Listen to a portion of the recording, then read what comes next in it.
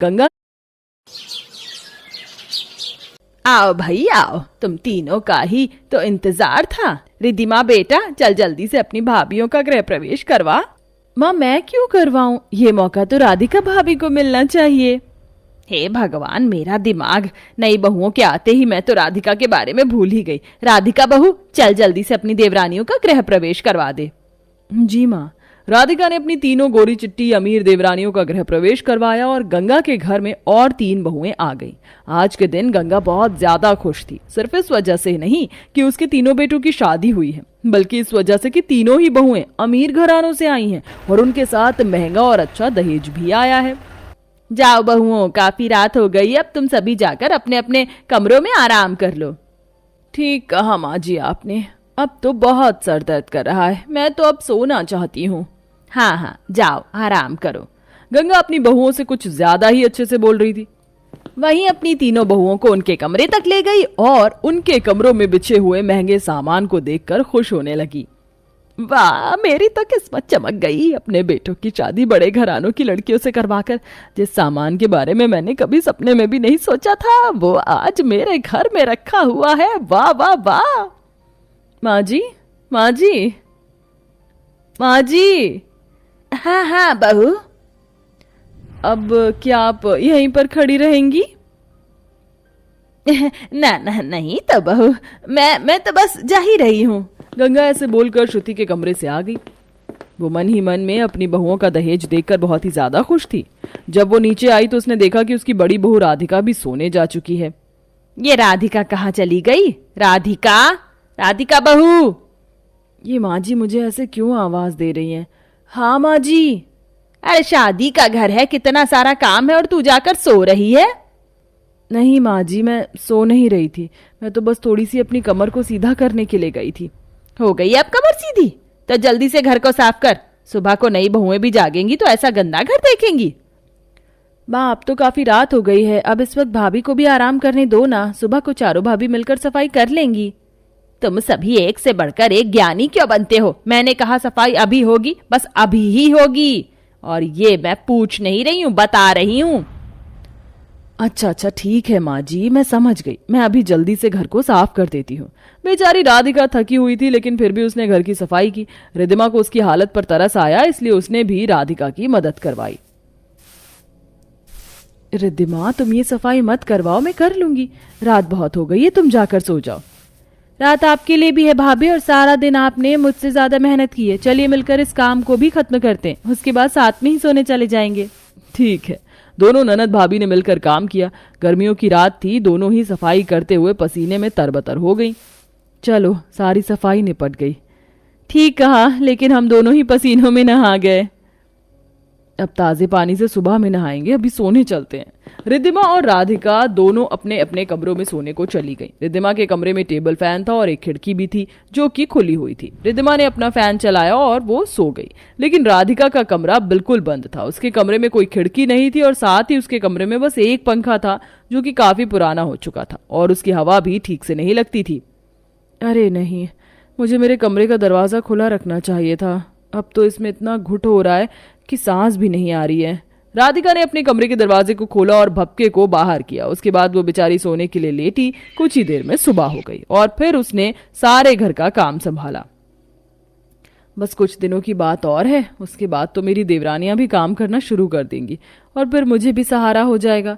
राधिका सोच ही रही थी कि कुछ समय बाद उसकी देवरानियां भी घर के काम करने लगी, लेकिन ऐसा कुछ नहीं हुआ। शादी के लगभग 1 महीने बाद तक भी उसकी देवरानियों ने किसी काम की जिम्मेदारी अपने ऊपर नहीं ली। गर्मी बढ़ चुकी थी, लेकिन ऐसे में भी सारा काम सिर्फ राधिका ही संभालती थी। सुनो ज्योतिका, थोड़े से बर्तन पड़े हुए हैं, मैंने रसोई में बस यही काम छोड़ा है, तुम प्लीज उन्हें धो दो ना, मुझे बहुत गर्मी लग रही है। आपको दिख नहीं रहा कि इस वक्त मैं आराम से अपने एसी में आराम कर रही हूँ? आप तो हर वक्त ही आराम ही करती रहती हो। What the hell? आप कहना क्या चाहती हैं? और आपको मुझसे कौन सी काम करवाने? देखिए, एक बात जान लीजिए, घर के काम घर की काली पीली नौकरानियां ही करती हैं, अच्छी लगती हैं। और ज्यादा मेरे एसी में खड़े होने के बहाने मत ढूंढिए। मैंने एसी बंद कर दिया, इसलिए जाइए। ज्योतिका की बात सुनकर बेचारी राधिका कुछ भी नहीं बोल पाई और चुपचाप उसके कमरे से निकल गई। लेकिन उनकी बातें रिद्धिमा ने सुन ली थी। उसने ज्योतिका की शिकायत गंगा से की, लेकिन गलती राधिका की ही है, क्या जरूरत थी उसे बहू से काम को बोलने की। माँ, आप ये क्या बोल रही हैं? तू मुझसे बेकार की शिकायतें मत कर। अगर ज्योतिका, श्रुति और अंशिका घर का काम नहीं भी करती हैं तो भी ठीक ही है। आखिर वो इतने अमीर घरानों से आई हैं, कितना सारा दहेज लाई हैं, बस इतना ही काफी है उनके लिए। अपनी लालची माँ की बातें सुनकर रिद्धिमा हैरान रह गई। उससे अपनी गरीब भाभी की यह हालत नहीं देखी जाती थी। तीनों अमीर बहुएं तो हमेशा अपने कमरों में एसी या कूलर की हवा में आराम करती रहती थीं और बेचारी राधिका सारा दिन काम करके भी रात को भपके में ही सोती थी। किसी को उसकी हालत का अंदाजा नहीं था, लेकिन सभी को उसकी हालत का अंदाजा करवाने के लिए रिद्धिमा ने एक दिन एक चाल चली। जैसे ही रात हुई उसने अपने घर का फ्यूज उड़ा दिया। रिद्धिमा के भाई और बाप आज के दिन घर से बाहर थे, इसीलिए किसी को पता नहीं चला कि आखिर हुआ क्या है। ये एसी और लाइट कैसे बंद हो गई? भाभी, आप तीनों यहाँ आ गई? चलिए, अच्छा है। आज मैंने सुना था बिजली में कोई काम चल रहा है, इसीलिए आज सारी रात बिजली नहीं आएगी। क्या? तो अब हम रात को सोएंगे कैसे? बहू, अब तो जैसे भी हो सो जाना। लगता है अब हम सभी को हॉल में सोना पड़ेगा, क्योंकि कमरों में तो बिना पंखों और एसी के नींद नहीं आएगी, लेकिन हॉल बड़ा है, यहाँ घमस नहीं होगा। सभी को ना चाहते हुए भी रिद्धिमा की बात माननी पड़ी। तीनों अमीर बहुएं और गरीब राधिका सभी अपने तकिए हॉल में ले आए और वहीं लेट गए। राधिका सारे दिन की थकी हुई थी, लेटते ही उसे नींद आ गई। लेकिन तीनों आलसी और घमंडी देवरानियां और साथ में गंगा, किसी को नींद नहीं आ रही थी। किसी तरह करवटें बदलकर उनकी रात कटी और अगली सुबह जब ज्योतिका वॉशरूम गई तो उसे वहां फ्यूज पड़े हुए दिखाई दिए।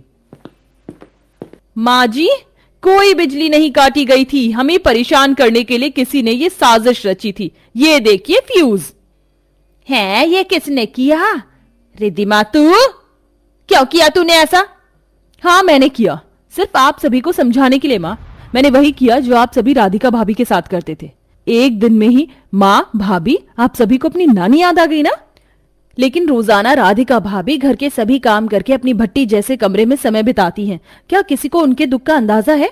वो बेचारी हर रोज मेहनत करती है, लेकिन कोई भी भाभी गर्मी में उनके कामों में हाथ नहीं बटाती। और इतना ही नहीं, अगर वो बेचारी भूले से अमीर भाभीियों के कमरे में चली भी जाती तो अमीर भाभियां अपने कूलर एसी बंद कर देती है। क्या ये अच्छी बात है?